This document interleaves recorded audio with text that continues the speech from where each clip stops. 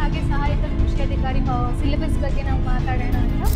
Latest notification KPSC ಕಡೆಯಿಂದ ಏನಾಗಿತ್ತು 2024ರಲ್ಲಿ, ಅದರಲ್ಲಿ ಪ್ಯಾಟ್ರನ್ ಯಾವ ಥರ ಇತ್ತಪ್ಪ ಅಂತ ಅಂದರೆ, ಪೇಪರ್ 1 ಎಲ್ಲ MCQ ಬೇಸ್ಡೇ, ಡಿಸ್ಕ್ರಿಪ್ಟಿವ್ ಏನೂ ಇರೋದಿಲ್ಲ.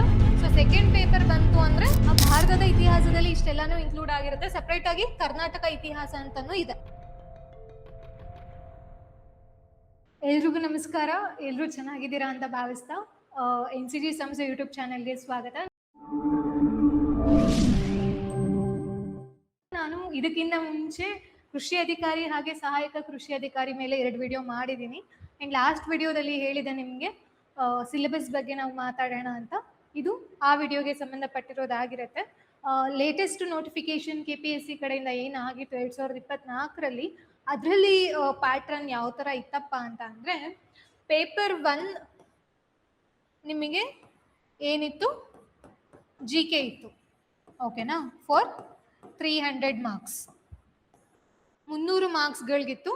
ಸೊ ಇದಕ್ಕೆ ಟೈಮ್ ಎಷ್ಟು ಕೊಟ್ಟಿದ್ರು? 1.5 ಗಂಟೆ ಕೊಟ್ಟಿದ್ರು. ಎಲ್ಲ MCQ ಬೇಸ್ಡೇನೆ, ಡಿಸ್ಕ್ರಿಪ್ಟಿವ್ ಏನೂ ಇರೋದಿಲ್ಲ. ಸೊ ಸೆಕೆಂಡ್ ಪೇಪರ್ ಬಂತು ಅಂದರೆ ನಿರ್ದಿಷ್ಟ ಪತ್ರಿಕೆ, ಸ್ಪೆಸಿಫಿಕ್ ಪೇಪರ್, ಅದು ಕೂಡ 300 ಮಾರ್ಕ್ಸ್ ಸಿಗಿತ್ತು. ಬಟ್ ಅದಕ್ಕೆ 2 hours ಇತ್ತು. ಓಕೆನಾ? ಸೊ ಹಾಗಾದರೆ GK ಅಂತ ಅಂದರೆ ಅವ್ರ ಸಿಲೆಬಸ್ ಏನು ಕೊಟ್ಟಿದ್ರು, ಹಾಗೆ ನಿರ್ದಿಷ್ಟ ಪತ್ರಿಕೆ ಅಂತ ಅಂದರೆ ನಾನು ಲಾಸ್ಟ್ ವಿಡಿಯೋದಲ್ಲಿ ಹೇಳಿದ್ದೀನಿ 85% ಮತ್ತು 15% ಅಂತ. 85% ಇರೋರಿಗೆ ಸ್ಪೆಸಿಫಿಕ್ ಪೇಪರಲ್ಲಿ ಬೇರೆ ಸಿಲೆಬಸ್ ಇದೆ. ಆ್ಯಂಡ್ 15% ಆ ಕ್ಯಾಟಗರಿಗೆ ಬರೋರಿಗೆ ಸೆಪ್ರೇಟ್ ಸಿಲೆಬಸ್ ಇದೆ. ಸ್ಪೆಸಿಫಿಕ್ ಪೇಪರಲ್ಲಿ ಮಾತ್ರ ಇದು ಮಾತ್ರ ಕಾಮನ್ ಇರುತ್ತೆ. ಓಕೆನಾ? ಸೊ ಹಾಗಾದರೆ ಇದರಲ್ಲಿ ಏನೇನು ಟಾಪಿಕ್ಸ್ ಇದೆ ಅನ್ನೋದನ್ನ ನೋಡೋಣ. ನಿಮಗೆ ಗೊತ್ತಿರುತ್ತೆ GK ಅಂತ ಅಂದರೆ it is more or less ಏನು, ಹಿಸ್ಟ್ರಿ ಇರುತ್ತೆ, ಜಿಯೋಗ್ರಫಿ ಇರುತ್ತೆ, ಪಾಲಿಟಿ ಇರುತ್ತೆ, ಹೌದಲ್ವಾ? ಸೊ ಹಿಸ್ಟ್ರಿ ಅಂತ ಬಂತು ಅಂದರೆ ನಮಗೆ ಗೊತ್ತಿರಬೇಕು, ಅದು ಏನ್ಷಿಯಂಟ್, ಮಿಡಿವಲ್, ಮಾಡರ್ನ್ ಮತ್ತು ಕರ್ನಾಟಕ. ಇಲ್ಲಿ ಸಿಂಪಲ್ ಆಗಿ ಭಾರತದ ಇತಿಹಾಸ ಅಂತ ಕೊಟ್ಬಿಟ್ಟಿದ್ದಾರೆ. ಆ ಭಾರತದ ಇತಿಹಾಸದಲ್ಲಿ ಇಷ್ಟೆಲ್ಲಾನು ಇನ್ಕ್ಲೂಡ್ ಆಗಿರುತ್ತೆ. ಸಪ್ರೇಟ್ ಆಗಿ ಕರ್ನಾಟಕ ಇತಿಹಾಸ ಅಂತನೂ ಇದೆ.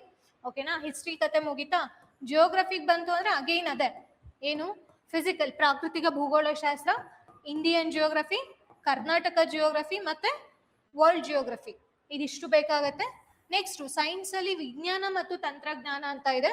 ಸೊ ಸೈನ್ಸ್ ಅಂತ ಅಂದರೆ ಗೊತ್ತಿದೆ ನಮಗೆ, ಬಯೋಲಜಿ, ಫಿಸಿಕ್ಸು, ಕೆಮಿಸ್ಟ್ರಿ, ಅದ್ರ ಜೊತೆಗೆ ಟೆಕ್ನಾಲಜಿ ಅಂತ ಇದೆ. EVSದು ಸೆಪ್ರೇಟ್ ಆಗಿದೆ, ಪರಿಸರ ವಿಜ್ಞಾನ ಅಂತ, ಎನ್ವೈರ್ನಮೆಂಟಲ್ ಸೈನ್ಸು, ಇದಿಷ್ಟು ಸೈನ್ಸ್ ಆಯಿತು. ಓಕೆನಾ? ಸೊ ಪಾಲಿಟಿ ಇರುತ್ತೆ, ಅದ್ರ ಜೊತೆಗೆ ಸಮಾಜ ವಿಜ್ಞಾನ, ಸೋಷಿಯಲ್ ಸೈನ್ಸಲ್ಲಿ ನಿಮಗೆಲ್ಲಾನು ಬರುತ್ತೆ, ಎಕನಾಮಿಕ್ಸ್ ಇರುತ್ತೆ.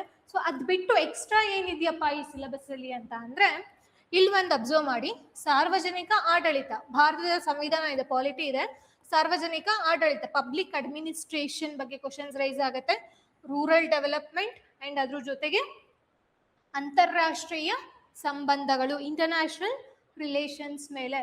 ಸೊ ನಮ್ಮ ಭಾರತ ಬೇರೆ ದೇಶಗಳೊಂದಿಗೆ ಯಾವ ರೀತಿಯ ರಿಲೇಷನ್ಸ್ಗಳನ್ನ ಮೇಂಟೈನ್ ಮಾಡ್ತಿದೆ ಅನ್ನೋದು ನಮಗೆ ಗೊತ್ತಿರಬೇಕಾಗುತ್ತೆ. ಅದರ ಬಗ್ಗೆ ಅವೇರ್ನೆಸ್ ಇರಬೇಕು. And at the same time mental ability.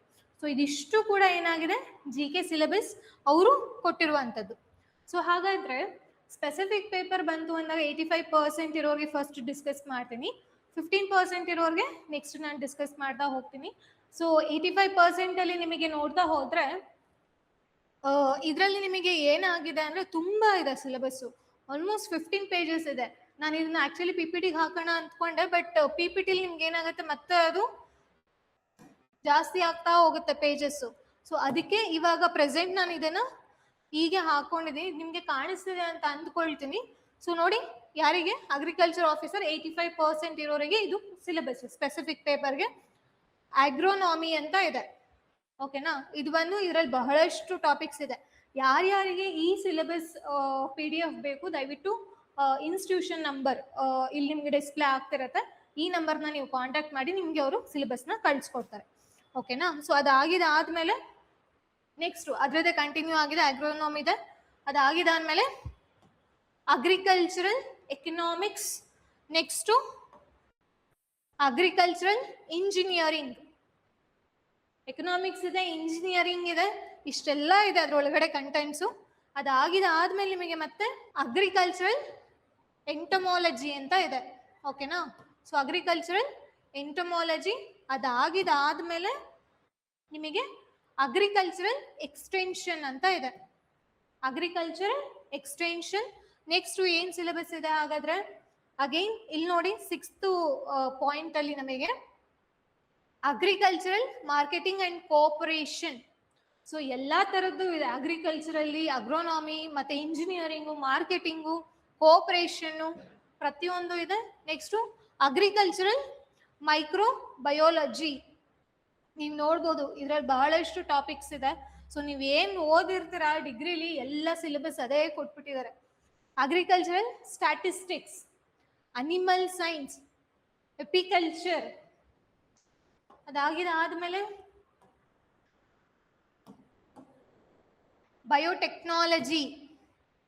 Biotechnology, crops physiology ಮತ್ತೆ ಫುಡ್ ಸೈನ್ಸ್ ಅಂಡ್ ನ್ಯೂಟ್ರಿಷನ್. ಓಕೆನಾ? ಸೊ ಯಾರಾದ್ರೂ ನೀವು ಆರಾಮಾಗಿ ನೋಟ್ಸ್ ಇಟ್ಕೊಂಡಿದ್ದೀರಾ ಡಿಗ್ರಿದು ಅಂತ ಅಂದ್ರೆ ಆಕ್ಚುಲಿ ತುಂಬಾ ಹೆಲ್ಪ್ ಆಗುತ್ತೆ. Forestry and environmental science, genetics and plant breeding, ಇದೆಷ್ಟೆಲ್ಲ ಟಾಪಿಕ್ಸ್ ನೀವು ಓದಿರ್ತೀರ ಆಲ್ರೆಡಿ ನೀವು ಡಿಗ್ರಿ ಮಾಡ್ಬೇಕಾದ್ರೆ. ಮತ್ತೆ ಅದನ್ನೇ ಇವರು ಕೊಟ್ಟಿರುವಂತದ್ದು, ಯಾಕಂದ್ರೆ ಮತ್ತೆ ಅದು ಬೇಕಾಗುತ್ತಲ್ವಾ ನಿಮಗೆ. ಸೊ ಆದ್ರಿಂದ ಅದನ್ನೇ ಕೊಟ್ಟಿದ್ದಾರೆ. ಹಾರ್ಟಿಕಲ್ಚರು ಕೂಡ ಇದೆ. ಸೊ ಅಗ್ರಿಕಲ್ಚರಲ್ಲಿ ಬಹಳಷ್ಟು ಟೈಪ್ಸ್ಗಳಿದೆ. ಅದಾಗಿದಾದ್ಮೇಲೆ ಮತ್ತೆ ಬಯೋಟೆಕ್ನಾಲಜಿ ಇರ್ಬೋದು, ಮತ್ತೆ ಅದ್ರೊಳಗಡೆ ಬರುವಂಥದ್ದು ಮತ್ತೆ ಹಾರ್ಟಿಕಲ್ಚರು. ಸೊ ಇದಿಷ್ಟು ನಿಮಗೆ ಏನಾಗಿದೆ, ಅದ್ರ ಜೊತೆಗೆ ಪ್ಲಾಂಟ್ ಪ್ಯಾಥೋಲಜಿ ಕಂಪ್ಲೀಟ್ ಆಗಿ ಅಗ್ರಿಕಲ್ಚರ್ದು ಏನಿದೆ ಎಲ್ಲಾನು ಕೂಡ ಕೊಟ್ಟಿದ್ದಾರೆ. ನೆಕ್ಸ್ಟ್ ನೋಡಿ ಸೀಡ್ ಸೈನ್ಸ್ ಅಂಡ್ ಟೆಕ್ನಾಲಜಿ, ಅದಾಗಿದಾದ್ಮೇಲೆ ಸೆರಿಕಲ್ಚರ್ ಇದೆ, soil science and agriculture chemistry, sericulture ಕೂಡ ಇದೆ. ಸಿಲೆಬಸ್ಸು ನಮಗೆ GK ಆದ್ರೆ ಗೊತ್ತಿರುತ್ತೆ ಇದೇ ಓದಬೇಕು ಇಷ್ಟ ಅಂತ. ಬಟ್ ಪ್ರಿವಿಯಸ್ ಇಯರ್ ಕ್ವಶನ್ ಪೇಪರ್ನ ನೋಡಿ ಅದರಲ್ಲಿ ನಿಮಗೆ ಅಟ್ಲೀಸ್ಟ್ ಒಂದು ಸ್ವಲ್ಪ ರೆಫರೆನ್ಸ್ ಸಿಗುತ್ತೆ. ಸೊ ನೋಡಿ ನೀವು ಪ್ರಿಪೇರ್ ಆಗ್ಬೋದು. ಸೊ ಇದಿಷ್ಟು ಸಿಲೆಬಸ್ ಆಗಿದೆ. ಯಾರಿಗೆ 85% ಕ್ಯಾಟಗರಿಲಿ ಬರ್ತಾರಲ್ಲ BSc ಅಗ್ರಿ ಮತ್ತೆ BSc ಆನರ್ಸ್ ಮಾಡಿರುವಂಥವು ಅಗ್ರಿಕಲ್ಚರಲ್ಲಿ. ಸೊ ಇದು 85% ಇರೋರಿಗೆ ಸ್ಪೆಸಿಫಿಕ್ ಪೇಪರ್ ನಿರ್ದಿಷ್ಟ ಪತ್ರಿಕೆ ಸಿಲೆಬಸ್ ಆಗಿರುತ್ತೆ. 15% ಅವ್ರಿಗೆ ಬಂದ್ರೆ ಐ ಹೋಪ್ ಇದು ನಿಮ್ಗೆ ಕಾಣಿಸ್ತಿದೆ ಅಂದ್ಕೊಳ್ತೀನಿ. ಅಗ್ರಿಕಲ್ಚರಲ್ ಮಾರ್ಕೆಟಿಂಗ್ ಆಕ್ಚುಲಿ ಏನ್ ಗೊತ್ತಾ, ಮೇಜರ್ ಆಗಿ 85% ಅಂದ್ರೆ ಮೋಸ್ಟ್ ಆಫ್ ದಿ ಪೋಸ್ಟ್ ಅವರೇ ತಗೊಂಡಿರ್ತಾರೆ, BSc ಅಗ್ರಿ ಅವರೇ ತಗೊಂಡಿರ್ತಾರೆ. ಪಾಪ ಇನ್ ಮಿಕ್ಕಿರೋ 9 ಕ್ಯಾಟಗರಿ ಇತ್ತಲ್ಲ ಲಾಸ್ಟ್ ವಿಡಿಯೋದಲ್ಲಿ ಎಕ್ಸ್ಪ್ಲೇನ್ ಮಾಡಿರೋರು, ಅವ್ರಿಗೆ ಜಾಸ್ತಿ ಸಿಲೆಬಸ್ ಇದೆ ಆ ಸ್ಪೆಸಿಫಿಕ್ ಪೇಪರ್ ಅಲ್ಲಿ. ಬಟ್ ಅವ್ರಿಗೆ ಸಿಗದೆ 15% ಆಫ್ ದಿ ಪೋಸ್ಟ್ ಅಷ್ಟೇ. ಸೊ ಇದು ಅವ್ರಿಗಿಂತ ಇದರಲ್ಲಿ ಸಿಲೆಬಸ್ ಜಾಸ್ತಿ ಇದೆ. ಸೊ ಇದರಲ್ಲಿ ಅಗ್ರಿಕಲ್ಚರ್ ಮಾರ್ಕೆಟಿಂಗ್ ಇನ್ಕ್ಲೂಡ್ ಆಗಿದೆ. ಅದಾಗಿದಾದ್ಮೇಲೆ ನೀವು ನೋಡೋದಾದ್ರೆ ಮೇಲ್ಗಡೆ ನೋಡಿ ಇನ್ಪುಟ್ ಮಾರ್ಕೆಟಿಂಗ್ ಅಂತ ಇದೆ. ನೀವು ಇದನ್ನೆಲ್ಲ ಡಿಗ್ರಿಲಿ ಓದಿರ್ತೀರಾ ಅಂದ್ಕೊಂಡಿದ್ದೀನಿ. Next principles of management, next marketing management, terminologies ಅದರಲ್ಲೇ ಬೇರೆ ಇದೆ, ಇದರಲ್ಲೇ ಬೇರೆ ಇದೆ actually. Next principles and practice of cooperation, soil and water engineering, ಅದೆಲ್ಲ ಕಂಪ್ಲೀಟ್ ಅಗ್ರಿಕಲ್ಚರ್ ಆ ಥರ ಇತ್ತು. ಇದರಲ್ಲಿ ಟರ್ಮಿನಾಲಜೀಸ್ ಡಿಫ್ರೆಂಟ್ ಇದೆ. Next farm power and machinery engineering, but ನಿಮಗೆ ಕೊಡೋದೆಲ್ಲ ಒಂದೇ ಇದ್ರ ಮೇಲೆ ಇರುತ್ತಲ್ವಾ. ನೆಕ್ಸ್ಟ್ ನೋಡಿ ಪ್ರಾಸೆಸಿಂಗ್ ಅಂಡ್ ಫುಡ್ ಇಂಜಿನಿಯರಿಂಗ್, ಅದಾದ್ಮೇಲೆ ಅದೇ ತುಂಬ ಇದೆ, ಪ್ರಾಸೆಸಿಂಗ್ದೇ ಜಾಸ್ತಿ ಇದೆ. ನೆಕ್ಸ್ಟ್ ಬೇಸಿಕ್ ಇಂಜಿನಿಯರಿಂಗ್ ಇದೆ 9th ಅಲ್ಲಿ, basic engineering. Next food science and nutrition ಇದೆ. ಅದಾಗಿದಾದ್ಮೇಲೆ ಫುಡ್ ಪ್ರಾಸೆಸಿಂಗ್ ಟೆಕ್ನಾಲಜಿ. ಸೊ ನಿಮಗೆಲ್ಲರೂ ಗೊತ್ತಿರುತ್ತೆ ಹಾಗಾದ್ರೆ ಕಂಪ್ಲೀಟ್ ಆಗಿ ಫುಡ್ಡಲ್ಲಿ food safety and quality. Next food process engineering. ನಿಮ್ಗೆಲ್ಲ ಇದ್ರ ಬಗ್ಗೆ ಅವೇರ್ನೆಸ್ ಇತ್ತು ಅಂದ್ರೆ ತುಂಬಾ ಖುಷಿ ಆಗುತ್ತೆ. ಬಟ್ ಹೊಸದಾಗಿ ಟಾಪಿಕ್ಸ್ ಏನಾದ್ರು ಓದ್ಬೇಕಂದ್ರೆ ನಿಜವಾಗ್ಲೂ ಜಾಸ್ತಿ ಆಗುತ್ತೆ. ಅದಾಗಿದಾದ್ಮೇಲೆ ಫುಡ್ ಬಿಸ್ನೆಸ್ ಮ್ಯಾನೇಜ್ಮೆಂಟ್ ಇದೆ. ನೆಕ್ಸ್ಟ್ ನಿಮಗೆ ಮೈಕ್ರೋಬಿಯಲ್ ಅಂಡ್ ಎನ್ವೈರನ್ಮೆಂಟಲ್ ಬಯೋಟೆಕ್ನಾಲಜಿ ಅಂತ ಇದೆ. ಸೊ ಇದ್ರ ಮೇಲ್ಗಡೆ ಇನ್ನೊಂದಿದೆ ನೋಡಿ, ಪ್ಲಾಂಟ್ ಬಯೋಟೆಕ್ನಾಲಜಿ. ಇದು ಸ್ವಲ್ಪ ಕ್ಲಾರಿಟಿ ಇದೆ PDF, ಇದು ನಿಮ್ಗೆ ಕಾಣಿಸ್ತಿದೆ ಅಂತ ಅಂದ್ಕೊಳ್ತೀನಿ. ಮತ್ತೆ ಇದಕ್ಕೆ ಸಂಬಂಧಪಟ್ಟಿರೋ ಹಾಗೆ GKಗೆ ಸಂಬಂಧಪಟ್ಟಿರೋ ಹಾಗೆ ನಮ್ಮಲ್ಲಿ ಕ್ಲಾಸಸ್ಗಳು ಶುರು ಆಗ್ತಿದೆ. Interested candidates can contact the institute. ನಿಮಗೆ ಆಫ್ಲೈನ್ ಆನ್ಲೈನ್ ರೆಕಾರ್ಡೆಡ್ 3 ಮೋಡ್ನಲ್ಲೂ ಕೂಡ ಅವೈಲಬಲ್ ಇರುತ್ತೆ. ಸೊ ನೆಕ್ಸ್ಟ್ ನೋಡಿ ಇಲ್ಲಿ ಮೈಕ್ರೋಬಿಯಲ್ ಅಂಡ್ ಎನ್ವೈರನ್ಮೆಂಟಲ್ ಬಯೋಟೆಕ್ನಾಲಜಿ, ಬರೀ ಟೆಕ್ನಾಲಜಿ ಅಲ್ಲ ಬಯೋಟೆಕ್ನಾಲಜಿ. ನೆಕ್ಸ್ಟು ಬಯೋಕೆಮಿಸ್ಟ್ರಿ, ಅದಾದ್ಮೇಲೆ ಲಾಸ್ಟ್ ನೋಡ್ರಪ್ಪ ಬಯೋ ಇನ್ಫಾರ್ಮೇಟಿಕ್ಸ್ ಅಂತ ಇದೆ. ಓಕೆನಾ? ಸೊ ನಾನು PDF ನೋಡಿದ್ದು 85% ಅವರಿಗೆ 15 ಪೇಜಸ್ ಇತ್ತು ಸ್ಪೆಸಿಫಿಕ್ ಪೇಪರ್ದು. ಇನ್ ಮಿಕ್ಕಿರೋರಿಗೆ 15% ಇದಾರೆ ಗೊತ್ತಾ, ಅವರಿಗೆ ಸುಮಾರು 20 ಪೇಜಸ್ ಇದೆ ಸ್ಪೆಸಿಫಿಕ್ ಪೇಪರ್ದೇನೆ. GKದು ಇಟ್ ಈಸ್ ನೀವು ಪ್ರೀವಿಯಸ್ ಇಯರ್ ನೋಡಿದ ತಕ್ಷಣ ಗೊತ್ತಾಗ್ಬಿಡುತ್ತೆ ಏನೇನು ಬರುತ್ತೆ ಕಂಟೆಂಟ್ಸ್ ಅಂತ.